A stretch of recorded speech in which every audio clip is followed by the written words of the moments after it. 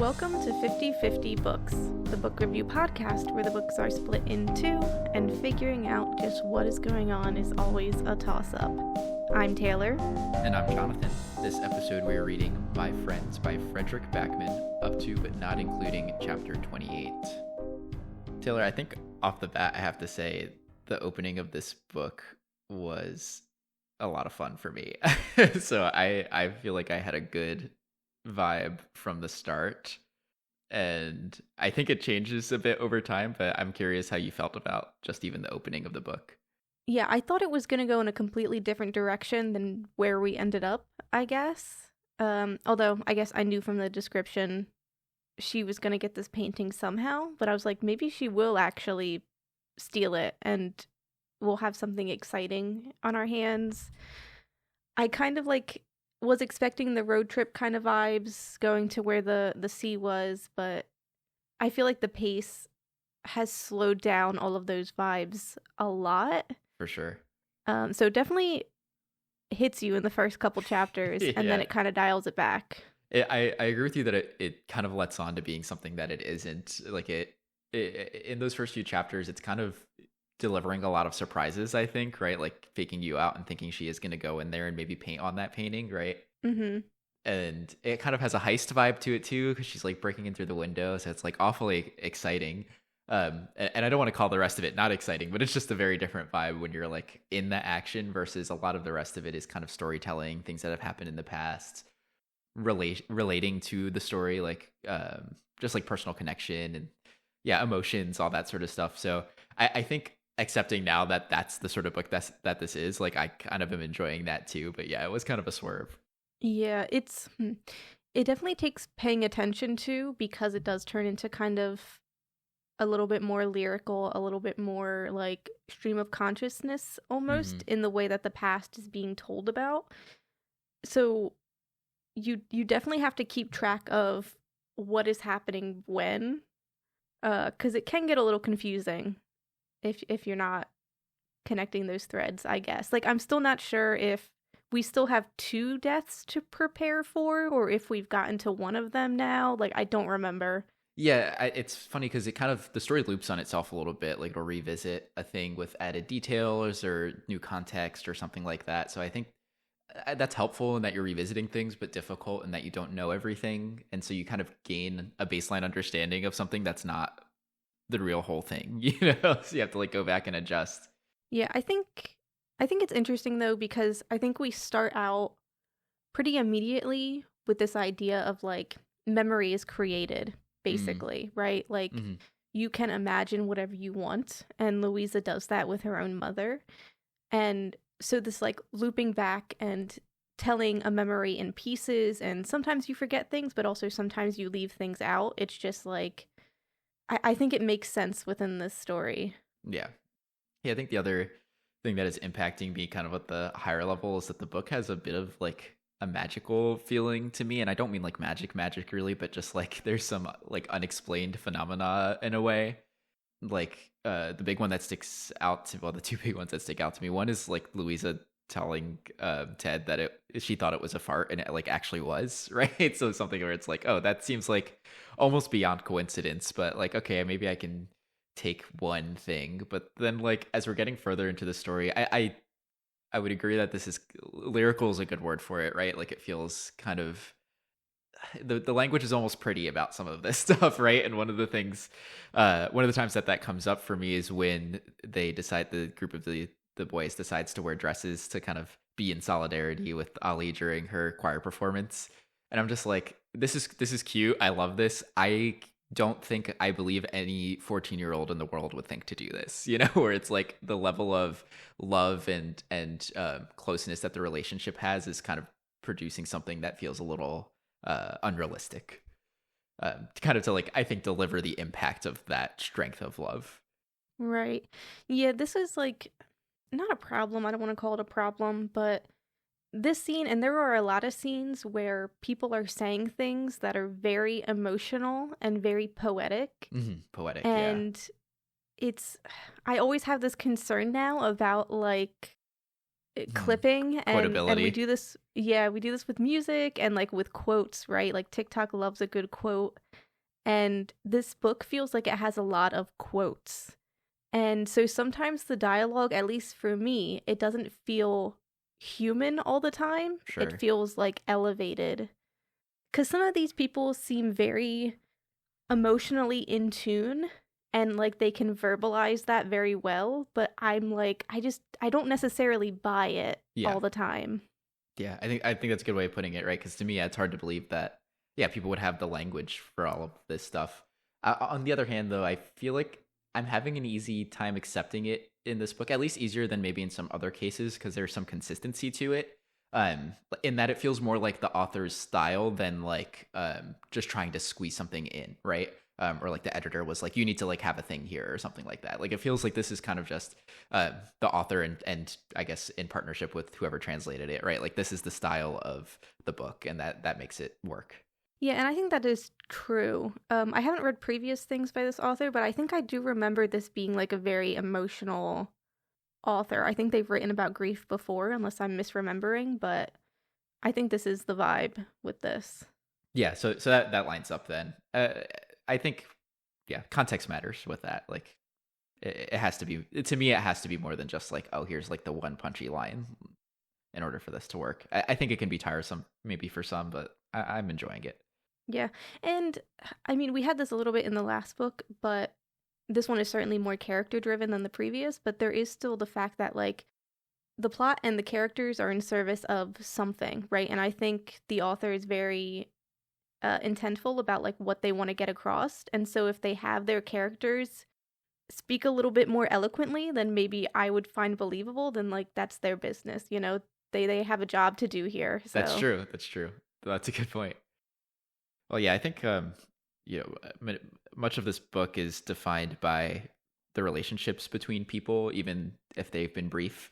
There's some big ones and some quick ones. I think a really early on established important relationship is the one between Louisa and Fish.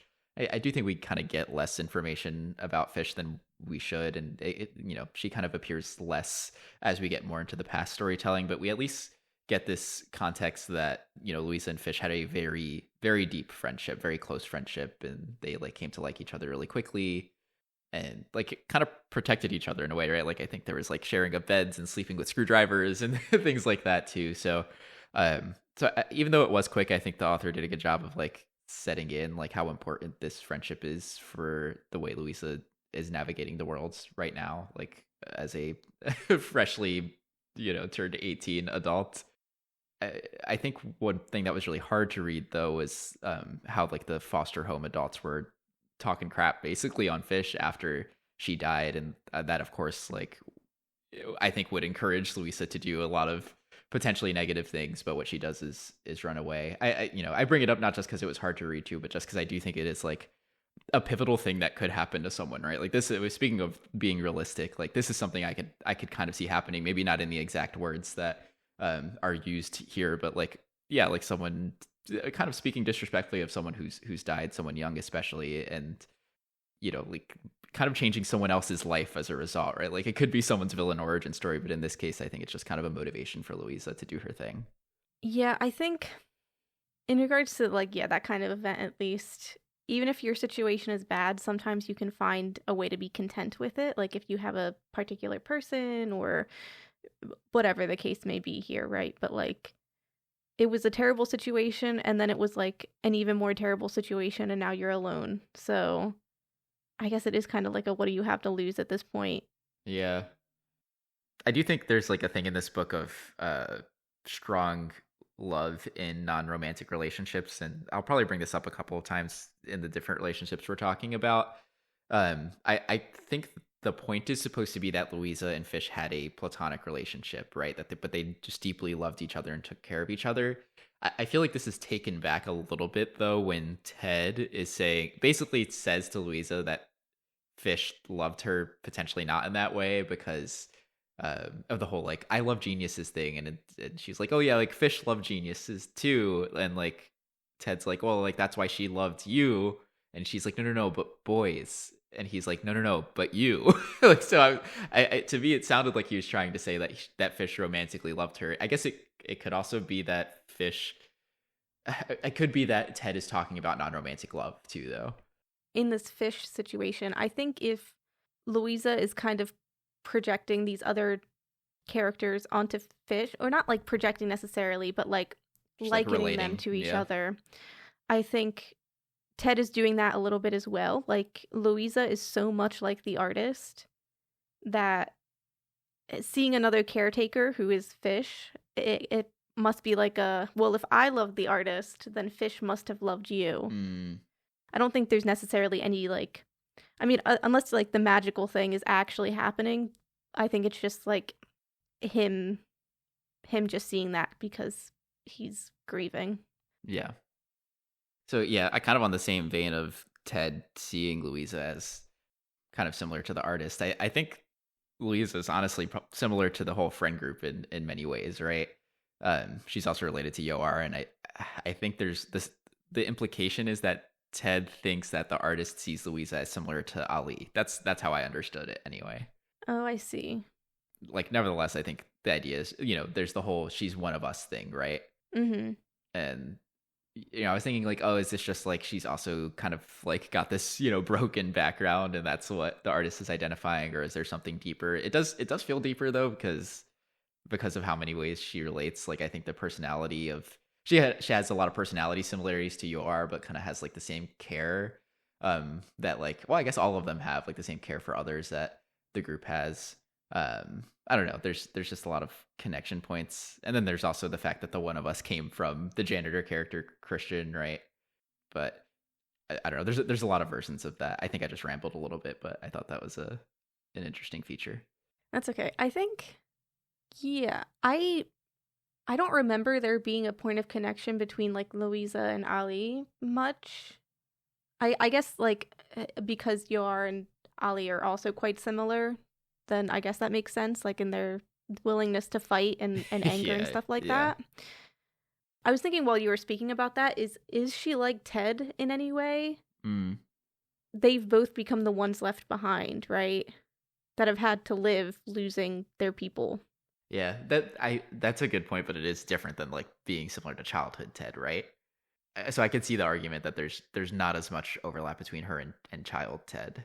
Yeah, but I mean, yes, but I think the artist doesn't think of any of them as grown up, right? Like, he still thinks of them all as, like, 14, having never, whatever, which could be a trauma response and Right. an unwillingness to grow up, whatever. So I think whatever Ted he's imagining, this present Ted, the one in the past, like, they're all the same Ted. Mm. So I think the artist could see Ted is going to be alone, and Louisa.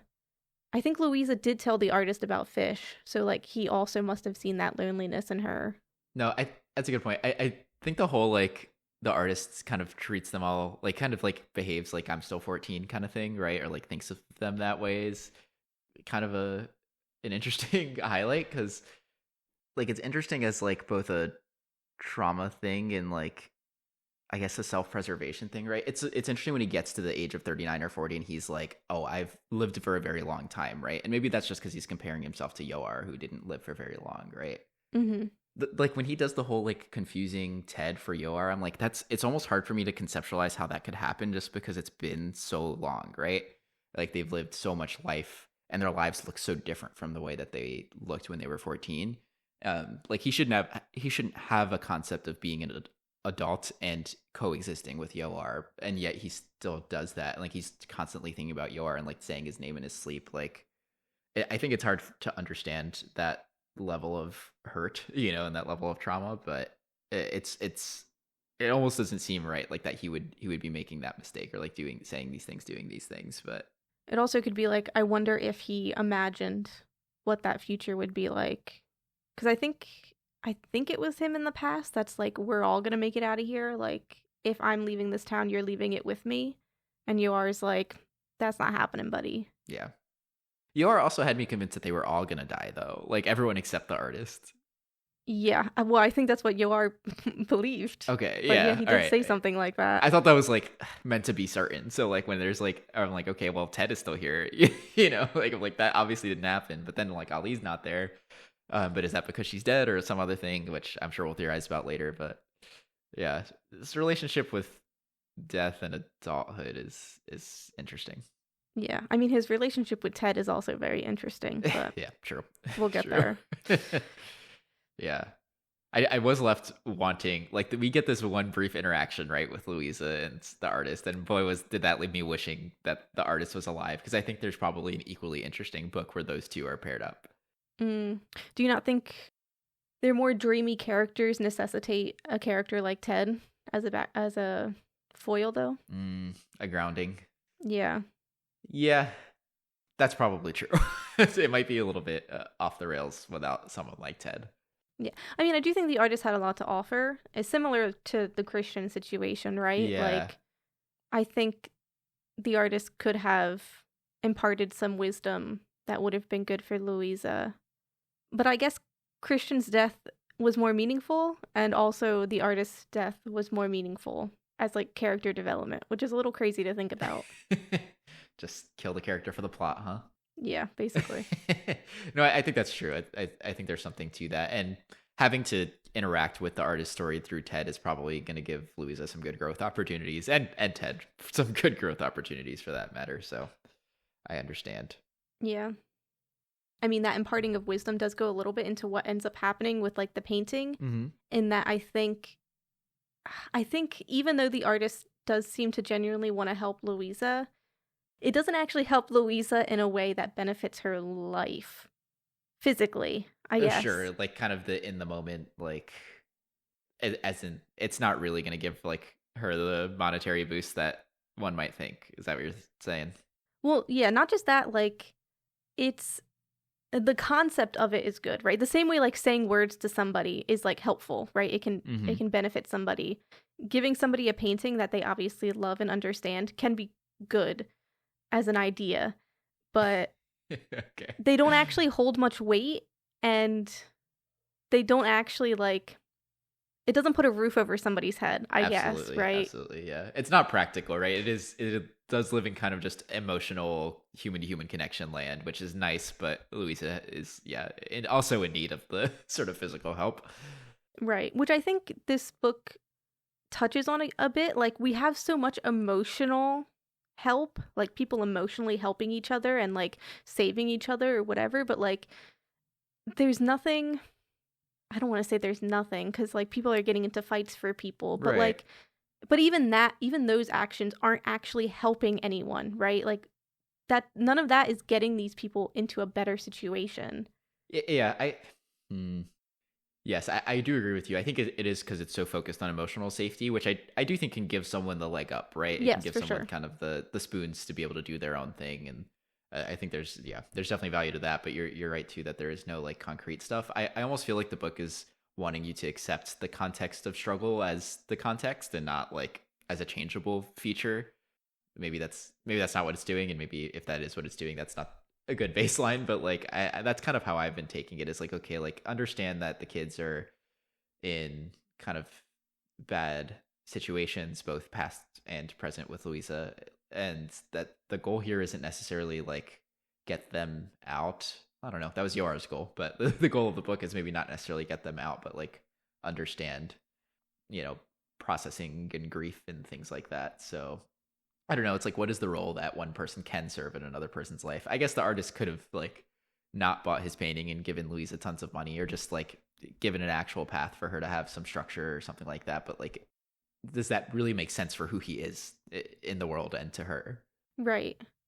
Yeah, I think it's just like an interesting statement about art, right? Like that it can help people and like heal people and save people. But like I think we also see in this book that art and being an artist is also so commercialized that it doesn't actually save anyone, right? Mm, Christian still dies, the artist still dies. true. Like I don't know. I don't know. Like, I guess the point is, like, I don't know what it's really trying to say yet, right? Yeah, Because yeah. I think it's a good gesture. I think the artist is doing what he believes to be best, but like I guess it's the fact that people who die don't know the aftermath, right? Like they can only do the best until they're no longer there, and then the people after them have to kind of figure it out, right? I mean, in a way, with this, right, he makes an assignment out of it because now Ted has to give it to her, right? So I think there's kind of the knowledge here that it's like not only am I giving her the painting because I feel this personal connection to her, but like she's going to now interact with my best friend, like someone who knows me deeply and knows my whole life story, and I know how Ted is, and I can tell how Louisa is from my interactions. Like that is going to mean something too, and maybe that's where he expects like the more concrete help to come from, even. Yeah, I definitely think it's that route of the artist knowing kind of this would happen. It's just, I guess if you put it in a vacuum, it's interesting that like a legacy, I guess, or like a gift like this can actually end up being a burden For sure. upon somebody who like can't handle it. Yeah, that's true. I think there's this kind of legacy chain happening here, right? With like Christian to the artist, and the artist to Louisa. And I feel like the Christian to the artist one feels so like natural in a way, right? Like they kind of are just spending time together, and Christian is maybe imparting some wisdom, but like mostly they're like, kind of just engaging in shared time. Whereas, yeah, the artist to Louisa is more of that assignment, more like, here's a thing. I guess it doesn't have to be that way, because really at the end of the day, all he did was give her a painting, right? So it doesn't have to be that. It could be more symbolic of just saying, I see you in me. I think what you do with your life, whatever that may be, will carry on the sort of things that I did. It could just be as simple as that too, but there does feel like an expectation with that. Yeah, and this is also based on if I guess the artist had like mystical powers that knew Louisa was a good person. It could just be he made assumptions, right? Like because he painted a wall with Christian, he sort of romanticized Yeah, I think that's romanticized fair. doing that with Louisa as well, and so that caused him to kind of act hasty in the fact that he was dying. Like there's a universe in which this story does not end up the way it has, right?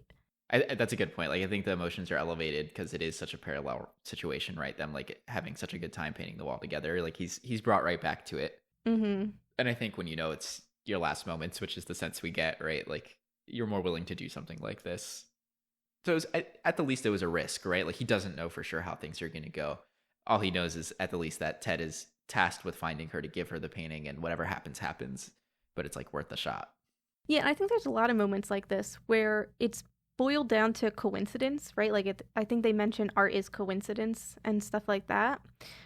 But kind of tapping into like your magic point and a little bit with like religion, with characters who like pray and stuff like that. Like there is a sort of either coincidence or luck or serendipity or like things working out as they're meant to, which could be also like a higher power. Right. Yeah, but it does kind of romanticize the randomness of life, I guess. Mm-hmm. Mm-hmm. I mean, we've already talked about this a little bit, the Ted and Louisa relationship that's developing here. Obviously, I think it's going to carry us to the end of this book. I think your point about it being like intentional, a task, something for both of them, I think I agree with. I think Ted needed somebody like Louisa, just in the fact that Ted should not have been alone. Right, even if that's what he was trying to do. Yeah. Yeah. I mean, yeah, their whole relationship is kind of a bit silly right now, just because they're so different from each other. But I do kind of like how Louisa is posed as, I don't know, a bit of a driving force, right? 'Cause she's got her whole like, I don't know, basically running her mouth thing, like where she has a really hard time like not babbling and saying more words when she feels like the situation's becoming out of control. Mm-hmm. It almost, given that context, I'm not sure 100% on this. It almost feels intentional, though, the way she uses that to kind of get information out of Ted, or, in the case of like trying to even come along with Ted, right? She kind of talks him into a circle of being like, all right, fine, like you can come along, but it takes some effort. And so like there's so much before this that's spent with Louisa being like, I'm so anxious about the way I like say so many words. But with Ted, it becomes like, oh, like this is an advantage to me because then I can like actually like convince Ted that I should stay with him and get Ted to talk about his life a little bit more, and like we can connect more. Yeah, I think this is showing she's a lot smarter than people give her credit for. And she probably does talk like this a lot, like the ability to talk people in circles, but she's not dealing with Teds, right? She's dealing with asshole adults who want to throw her out windows and shit like that, right? Like she's probably been like told and like harmed because of the way she speaks. And so I don't want to say that's why she has anxiety, but I'm sure that plays into it a little bit of why she's more careful about how she speaks and things like that. Yeah, I almost wonder too if Ted being a teacher makes him more of the right target audience for this in a way. And like, I think I have some thoughts about Ted being a teacher, as of course I do, with the sort of character he is. But like maybe in a way he's just more receptive to listening to a kid than maybe some other folks would. Despite the fact that he is pushing back, right? Obviously he's like trying to not take Louisa along with him, but he's willing to like listen and engage with the logic, and I think that wouldn't always work. I mean, there's a different type of teacher in this book, right? Like you have Ted, sure, who understands children more and is able to engage with them, and then you have literally every other teacher in this book that's kind of an asshole. Like the art teacher is genuinely evil. Actually evil, yes. Right. So I know you're not saying like not all men type of, that's not like what you're trying to do. Yeah. But yeah. But I think it's because of Ted's upbringing, and like obviously he's had a caretaker role for a very long time. I think that definitely bleeds into probably why he wanted to be a teacher, and probably why he was probably good at it, even though he doesn't seem to have confidence in that himself. No, I think that's totally right. Yeah, the thing about Ted, I kind of want to rag on him a bit because like he is super stodgy, right? He's very uptight, and like he even gets a little bit like cultural policey with Louisa being like, "Don't put your feet up on the back of the seat," and things like that, right? Where I'm like, how did you end up a little bit the worst, right? Like given your background, like how are you like this annoying about this stuff? And I just like see him in a classroom just being like eaten alive by kids with that sort of behavior, you know, and at least in the modern time. I don't know exactly when this is set, but there's at least trains, you know. Like I can't imagine him taking that. I think that would work much more in like an old school setting or like a college lecture maybe. But I have trouble seeing him as a person who interacts regularly with teenagers. So I give him the credit for like working with Louisa in the way that he is, and like I definitely give him credit for working in the situations he did where he ends up getting stabbed by a student, right? Like that. Obviously he's like signed up for some serious work, and he's actively chosen that probably for a long time. Like I know he's not been teaching since then, but it sounds like he chose to continually teach for many, many years, given that that sort of thing might happen to him. So I want to give him credit, but I'm like shocked that he's a teacher in a way. Yeah, I also think Louisa is a special case, right? Like, because Ted is clearly in love with the artist, and so that's probably rubbing off on like how he interacts with Louisa. In the fact that he's like allowing her to tag along, but also the fact that he is so annoyed by her. Like we got to see the artist and Ted interact for a bit, and Ted was also equally as annoyed. Yeah. So well, that's part of why I'm like I don't know how you ended up like this, but I guess like that says a little bit something where he's just because he's annoyed outwardly doesn't mean he doesn't care, or like he's not maybe a little charmed, you know? Yeah. So there were many years in which the artist was trying to get Ted to move in before he actually did, right? Like it took him to be like dying before that happened. And like given how Ted feels about the artist, what's up with that? Is it like an intentional creation of space? Like because he wants something different than the artist? Like are we supposed to take that this Ted being in love with the artist is like a romantic love that maybe the artist doesn't have back? Like what do you make of all this? I think growing up with the expectation set by Yar that the artist would become big and leave the town and make something of his life, maybe Ted just genuinely was like, well, he made something of his life. I wasn't even supposed to make it out of the town, so why would I live with him, right? Do you think there could be a resistance to the sort of focus on their childhood past, or like, yeah, like I can even imagine maybe jealousy would keep him out, right? Like knowing that something like being accidentally called Yoar would happen, right? But like I just think there's got to be some intentional like I don't want to live the life that the artist is living kind of feature to this. Yeah. I mean, yeah, he probably doesn't think it's like his place there might also be an aspect of, well, if anybody was supposed to make it with the artist, it would have been Yoar. I think it's reached a point now where it's settled enough where Ted isn't necessarily jealous, or not jealous to the point of being resentful. Like, the artist does call Ted Yoar a couple times, right? And I think Ted is kind of just like, I'll take it. Like, I'll let you think I'm him if it gives you something, right? Which I think is the most in love you can be with a person. Let me try and bundle all of my thoughts together. Yeah. I think at first it was you made it out of this town just as you are wanted, and now you're leaving all of us behind. Some of us are dead, but for me, I'm alive, but I shouldn't be there with you because that's not what the dream was, right? That's not what Yoar would have wanted. Maybe that's what happened. Maybe there's also some jealousy bundled in with that of I've been in love with you this whole time and you're never going to move past Yoar and right. all of that kind of stuff. And so Ted tries to build his own life. They detail it a little bit, don't they? They detail what? Of in the aftermath of the artist traveling the world and Ted just being kind of left behind. Not necessarily because he's resentful, but just because that's not the kind of life he wants. Yeah. Well, yeah, because I think he was doing his own thing too, right? Yeah. I said this was a bundling. It's not. I'm really trying to get my thoughts. I feel like this is the problem with a looping story. I feel like I'm forgetting the things that happened and I'm filling in the gaps myself, which isn't good. Yeah, they're getting added in the way they were added in the book. Yeah. Yeah. Yeah, it's tough. It's tough to bring it all together, summarize. Yeah. I feel like Ted is also just a very content character, right? He is the homebody of the group. Yeah, I feel like I'd struggle to say content, but at least level-headed. Yeah. Understanding of yeah, I kind of get what you mean, because it's he understands how they got to where they are and who feels what about who and all that stuff, and kind of just sees his place in it, even if it's a little sad. It's fine, it's acceptable. Yeah, and I think what he wants in regards to his life is just different than what the artist wants, which sometimes just happens. Yeah.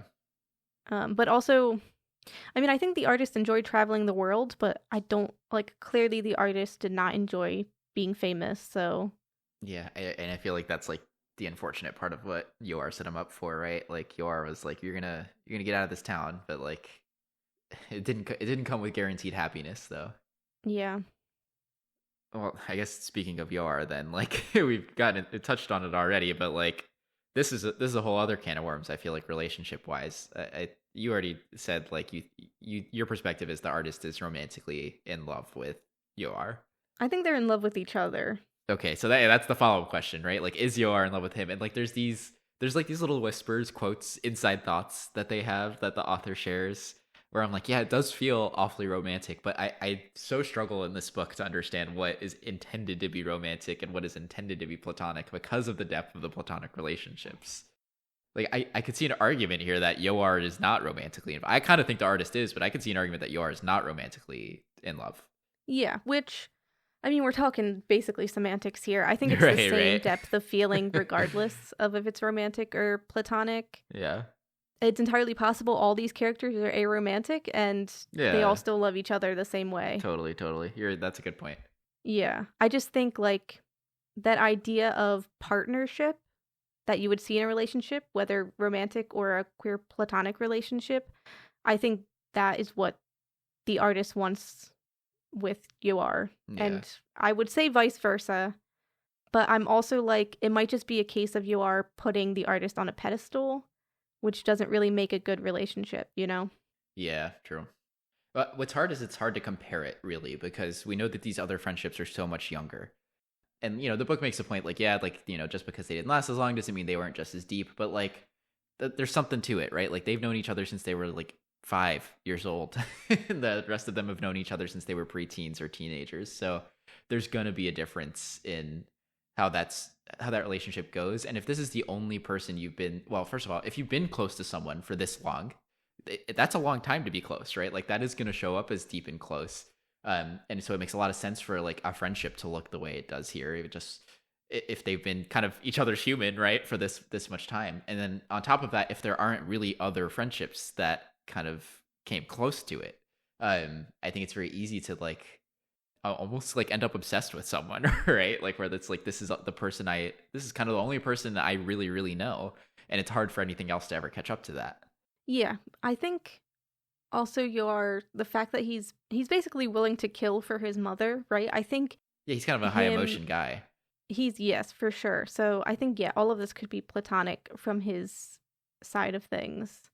And yeah, that would make complete sense. I don't know. Did you ever answer? I know you asked me. Did you ever answer if you think Ted was in love with the artist? I don't remember. Oh, yeah, I do think so. I'm not sure I said. I do think he wasn't in like a romantic love with the artist. But I also believe that what they said about it being everything but a romantic relationship was true. Yeah, You know? yeah, I agree. Yeah. Okay. And then for these two, you think, yeah, artist So, in love. yeah, that's. I think I'm still trying to flesh it out, but yes, I think it's kind of a weird triangle situation here, where like, yeah, the Ted loves the artist loves Yoar. Who knows about Yoar, you know? But I'm not. And to me, it is not obvious that Yoar is in the same type of love with the artist. And I think maybe too, it's like the argument is why would it even matter, because Yoar doesn't intend to live, right? So to him, like romance is probably not even a calculation that's really of value to him. Right. Yeah, not to throw a wrench into things, but there was also like a line or something I remember about Yoar and Ali Okay. that made me think, So true. are they in love with each other? Yeah, I feel like they're like fighty flirty, right? Like the way that they behave with each other. They're described as being very similar and having a lot of commonalities and like style. So I think that was given as an implication, but again, like this book has just thrown my whole radar off, so who knows? Yeah, I think they would be terrible for each other, by the way. It would be a what do you call that? Like a positive feedback loop. Like they would just like amplify each other, but in the worst way. Yeah. But yeah, that's another one where like it doesn't matter either way, really. Exactly. I think, yeah. Just for the fact at least that Yoar is not going to survive, but yeah, who knows? There could have been something there too. Yeah. I think there's a lot of confusion for me about Ali's role in this group right now. And like part of it could be like, yes, is there a romantic thing here? Does it matter? Kind of a little bit, why was she left out for so long? But that feels, sometimes I take issue with that sort of thing when it's like, oh, convenient, they just left her out for all that time. I think it made more sense in this book than I've seen it elsewhere. But I think I maintain confusion as to like what beyond, I guess. So she gives Yoar a knife, right? Like, but what else? You know, like the friend group. Honestly, like it had a full friend group before she was added into the group. So I think there's got to be an additional connection point that maybe I'm missing. There was kind of some interesting conversation about sexual assault in relation to Fish, so maybe it was like highlighting a bit of that relationship, and like I don't know. I think I'm just a little lost on Ali right now. I wouldn't say the friend group before her was like complete, fleshed out, because there's an interesting scene that happens in which they ask what superpowers they would all have, and Ted never answers, remember? And that kind of feeds into Ted not feeling like part of the group, him being left behind, all of that kind of stuff. Yeah. But the next day, Ali is the one that asks him, like, we never got to know what your superpower would be. So she kind of pulls him in a little bit. Yeah, she's like more of a connective thread. Yeah, and we have like, we basically have proof. I wouldn't say that Yoar doesn't like Ted, but like, he definitely doesn't care about Ted to the same extent that he cares about the artist, Yes. right? Because Yeah. I don't know if you remember that scene. He was like, I need to take care of you, Ted, so that you'll take care of the artist. Yeah. And I was like, the audacity to say that. Yes, that's such a good point. I feel like I'm left wanting with this relationship between Ted and Yoar, because, yeah, it's like, especially because it's, you know, you're totally calling me on this, because especially the fact that it is described as a friend group, like, it is missing the group part, because it is like, well, these are two people who really like the artist, and the artist is just the core of this, right? So the connection between Ted and Yoar is so bizarre because of that. Like, Ted often feels like second place, right, to Yoar in this group, and he did come later down the line, like I mentioned, so maybe that's part of it. And Ted also doesn't necessarily try to like weasel his way, right? Like, I think he's kind of like I've said, he's maybe put some of his own feelings aside, or he's just like respecting the relationship that these two already have, right? So yeah, it makes a lot of sense to have Ali come in and be like, okay, this is someone who like sees Ted, right? But also like sees Yoar, right? Like, so like she's in between them, where like she can really like banter with Yoar, they fight, like they get into it, and then she like bothers to care about Ted in a way that Yoar doesn't. Right. And also, the artist is not guilt-free in this. The artist also sometimes doesn't care about Ted. Yeah. Well, I think the artist is often a passive recipient of love here, right? Yeah, Like, I I think think so, a lot of yeah. times, because he's kind of suffering, right? Like, I'll give him some credit, but a lot of times he's really not putting out what he's getting. Yeah, the only thing I'll say is like the pressure he puts on himself to succeed is for the sake of Yoar, right? Yeah, that is true. There is also the thing of Ted, like, I forget the exact setup for what this was, like, but like when they gather in the morning or something, like Ted's always the first one there. And it's like to make sure that Yoar has someone to talk to. Yeah. So like that threw me off because I was like, okay, so it seems like Ted does care about Yoar, but like, is that it? Like, I think that's meant to be impactful, but I find myself asking, like, is that it? Because there's nothing else that I can identify that shows what Ted feels for Yoar. I mean, it could go in two directions, right? It could just be Ted taking on the caretaker role. He kind of takes care of all of them. But it's also like, is the opposite of what Yoar doing also happening here, where Ted is taking care of Yoar because that's what the artist would want? Yeah, I was thinking that too, honestly. So, yeah, who knows? It does make the friend group fall short a little bit if this is the motivation.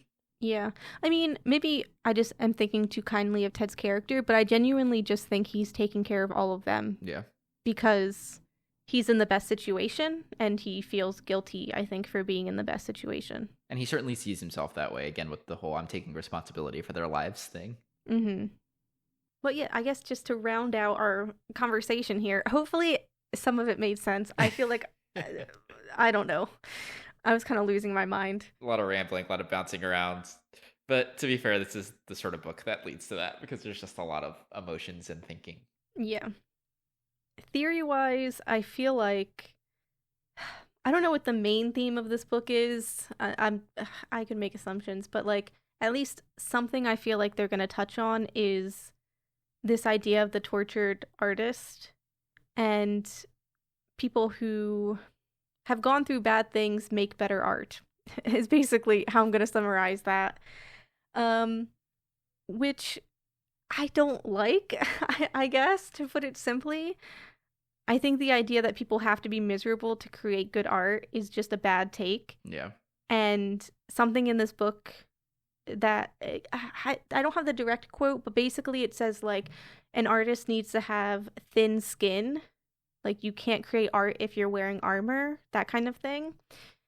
And I think I just disagree with that take entirely. Yeah. I think there's a difference between being fragile and having thin skin versus being emotional and having empathy. And I don't think you need to go through hardship. I don't think you need to be mentally ill or be on drugs, which seems to be a theme in this book, or like have trauma to create good art. At the moment, I don't think the book is trying to say that necessarily because it's miserable, right? Like Christian dies and we see the way his mother has to mourn that loss. And we see the artist who, yes, says he lived a long life, but it was, for the most part, a miserable life where he couldn't get over being 14, right? Like we're not seeing happiness necessarily because these people are artists, right? We're just seeing the bad stuff, and we're seeing that being famous doesn't mean anything. Of course, that could change because, like, we're still kind of creating this very beautiful, romantic, lyrical book that's talking about these things. So we're kind of sitting on the edge of a knife here. I don't know how it's going to go. Yeah. But I'm hoping by the end of this, the takeaway doesn't feel like, look at all the bad stuff that happened and look at the art that got created from it. That must mean it's worth it. Right. It's like, it's never worth it. Yes. Yeah. I agree. I think the one that I feel this most about is the artist, though he starts from so young, it's like really hard to say that that's what it is, right?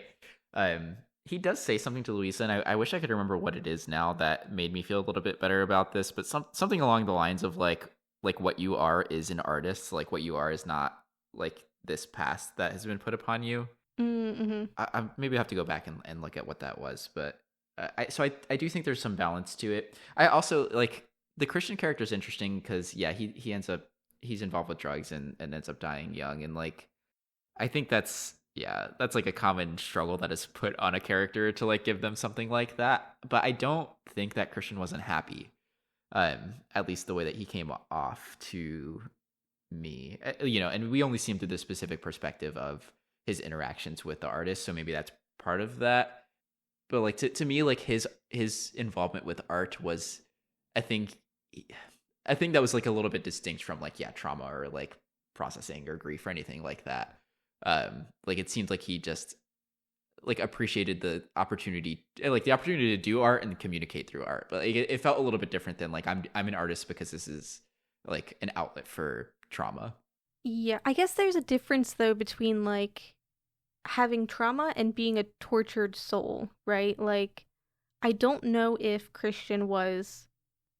I keep using the word content, but that's really the only way I can think about it, right? Like, he had dropped out of school, he couldn't find a job, right? Like, he couldn't find his place in the world, Mm-hmm. which makes him like a tortured individual within the scope of everything. Sure. Yeah.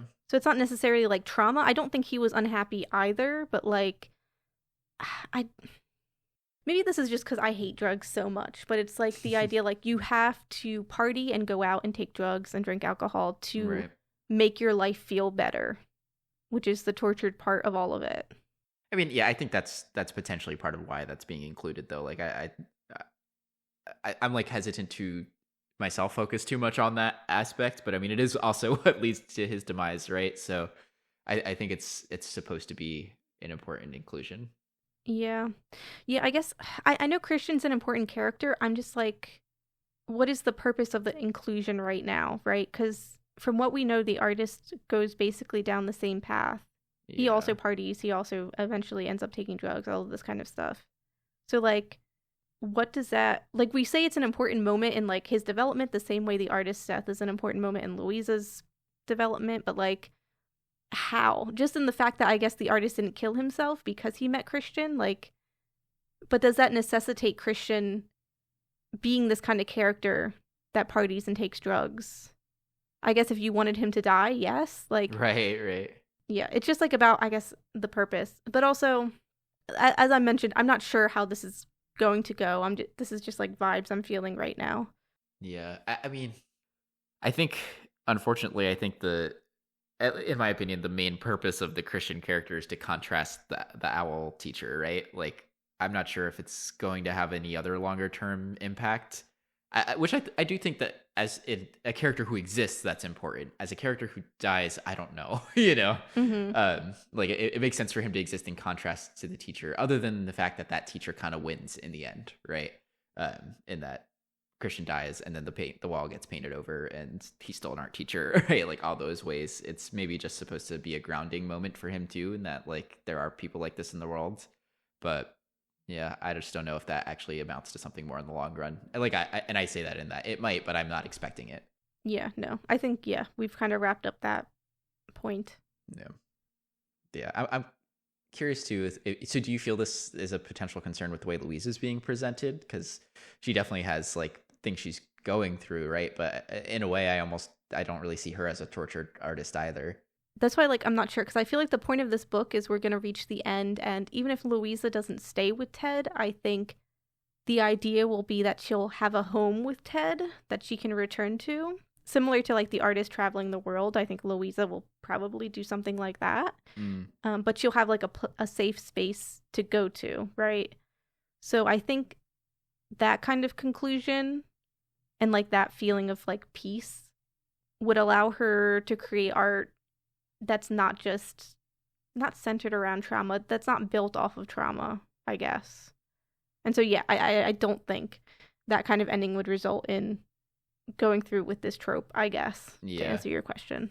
I think there kind of has to be a difference with Louisa, right? We've got two generations of similar behavior, effectively, right, with Christian and the artist.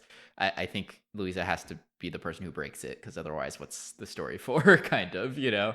Yeah. And I think there needs to be some evidence that she will be different. I will say too, the things that she depicts in art almost seem more political in nature, right? Like depicting security guards and police officers as jellyfish, for example, right? Like she's more so like communicating a point about the world than like explaining herself via art. Yeah. Yeah, the only thing I'll say is like she gets called a cockroach and then she starts drawing cockroaches. True, true. Which that happened. Which I mean, it's fine. I'm not against the idea of artists taking their pain and creating art with it. Yeah, yeah. I'm against the idea of like perpetuating the concept of an artist has to be miserable to create art. Mm-hmm. Mm-hmm. Which, yeah, I don't think Louisa will end this book being miserable. Yeah. So yeah, one thing that we know is going to happen is that, well, that we think we know is going to happen is someone's going to die. And there's this like looming situation of Yoar has a knife now and is intending on killing his father. But as far as we know, Yoar is not alive right now. So what do we think might happen there? Yeah. I mean, do we know Yoar is dead or do we know that he's not around? Technically, we don't know that, right? Like, I think there's heavy implication, but we technically do not know. I mean, I think the best outcome would be that he kills his dad and ends up in prison, because honestly, fuck his dad. Mm-hmm. I have a feeling we've set up that Yoar doesn't start fights, but he wins them. And he's the strongest around. So I think this will be the one fight he starts and he does not win. That's kind of a similar path to what I'm thinking, in that I think he will not be successful in what he is trying to do here. Mm-hmm. It's hard to say why that means he would die, though. Like, his dad is very violent, so I guess possible that his dad kills him, but I'm not tempted to believe that, honestly, because he hasn't killed him yet. That's what that would do. I don't know. When your life is threatened, maybe you would, right? But I don't know. It's not the obvious choice to me. I'm more tempted to believe that, and like, sorry that this is dark, but I'm more tempted to believe that Yar is going to take his own life when he is not successful. I think he won't be able to live with that, and potentially too, the way this was written in the notes, there's like a parentheses around or his mom being a potential person who died. And before I saw that, I didn't think this, but like maybe there's even the potential that, yeah, like his mom dies and Yor cannot live with that, right? Like that is like true failure for him, because that is the person he's most trying to protect. Yeah, I would say the only instance that Yor would take his own life is if his mom died, because he wouldn't leave her alone. True. I'm more inclined to believe his dad will kill him. Because we've already seen, I think it was after the dress incident, like they broke the radiator on him. So obviously he's capable of escalating. Right. So I think if Yor tries to kill him, he will escalate to the point of killing him in return. And the thing is, like, it'll technically be in self-defense, but I don't know where this is taking place. I don't know if he would still be put in prison for self-defense if he kills somebody.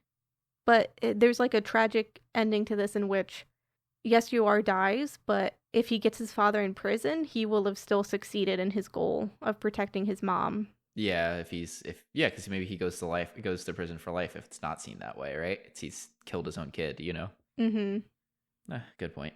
I think that's possible. It feels quite likely that that's the path it's going down, which is why I was kind of like trying to get around it a little bit. But like, it does seem like this is the setup that it's having, is like, okay, like he set up to try to kill his dad. Something's going to happen. He'll end up the one who's dead instead. Yeah. Ali is Sia Mystery, a recent addition to the cast. Yeah. I was like, maybe she goes to jail for providing the weapon, but that can't be a very long sentence, you know? No. I mean, we know her dad travels a lot, so it's possible they just move away. Kind of a natural disappearing from their lives, but not a real disappearance. Yeah. And then I guess the question would be, like, why would they not stay in contact? But it's entirely possible something happens to her after she moves away, True. Right? I also think it could have just been sudden, right? Like she mentions one time just waking up in its boxes. Mm-hmm. And then, yeah, I don't know when this takes place. Like, I don't not know sure if the we've seen a status of cell cell phone. phones. Yeah, I don't think so. Yeah. Well, yeah, some kind of random other theories I had was maybe what that will also probably not be confirmed ever, but one thought I had was that maybe Louisa's foster home where she fell in love with art was actually like Christian's family home, like post his death. Like maybe his mom fostered afterwards, though I don't know how she'd get permission to do that with that, but if maybe that were the case, um, like maybe that could be a cute connection between Christian and Louisa. The only thing is, like, Christian's mom seems like an actual mom, so Yeah, that's the thing. Sounded like a troubled house. yeah. It is weird that the foster home had like a bunch of art postcards, I think, right? Hey, there was like a corner of the house that she liked, and like it seemed like there was some amount of art appreciation happening in there. I mean, it could just be coincidence, Yeah, which is heavy in this book, so. yeah. That was a random one. I really don't think we'll ever know if that was the case, and I think it's pretty unlikely, but could be cool. Yeah. I mean, we do know that Christian's mom is going to come back around, though, right? Yeah, because they're in touch, right? Mm-hmm.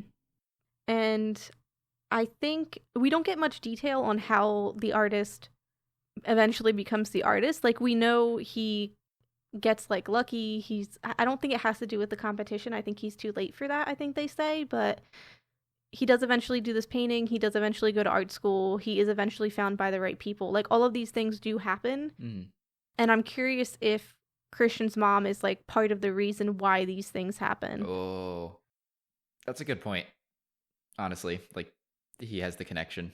Yeah, like, she ends up kind of just, like, being a patron of his arts, basically. Yeah. Well, I think there's even question of, like, how does he afford his, like, round the world trip, you know? So, like, who's supporting him it could be an answer to that. Yeah. I mean, we definitely did not hit it all, but we did well enough. Yeah. As always, if you have your own thoughts or theories about this book, all of our socials are in our description. Go ahead and give us a like or a 5-star rating on whatever podcast app you're using, and thank you for listening. Bye-bye. Bye.